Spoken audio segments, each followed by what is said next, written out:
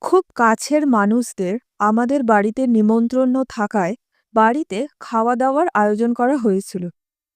আমার মাসি মাছ খাবে না বলে মাসির জন্য স্পেশালি নিরামিষ রান্না করা হয়েছে। রান্না করা হয়েছিল বাসমতি চালের ভাত, মোচার তরকারি, শুক্তো, সবজির ডাল, কাজু কিশমিশ দিয়ে, বেগুনি, আলুর পকোড়া, কাতলা মাছের কালিয়া, ইলিশ মাছ আর শেষ পাতে চাটনি।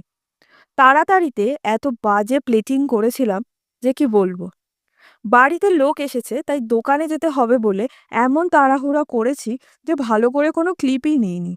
প্রথমে ছিল শুক্তো, আমার মা করেছিল, যেটা সবকটা রান্নার মধ্যে সবচেয়ে বেশি ভালো হয়েছিল। আহা! সেই স্বাদ এখনো মুখে লেগে আছে। কি ভালো খেয়েছিলাম। তারপর খেয়েছিলাম ডাল আর ভাজা। আহা! কি স্বাদ, কি স্বাদ। মোচাটাও খুব ভালো হয়েছিল। তারপর ছিল মাছ, কাতলা মাছের কালিয়া, যেটাও ভালোই হয়েছিল। তারপর ছিল ইলিশ মাছ, হালকা করে রান্না করা হয়েছিল অতিরিক্ত গরমের জন্য। আর শেষ পাতে ছিল চাটনি এবং আইসক্রিম। এই গরমে সবথেকে বেশি শান্তি হয় এই আইসক্রিম খেলেই।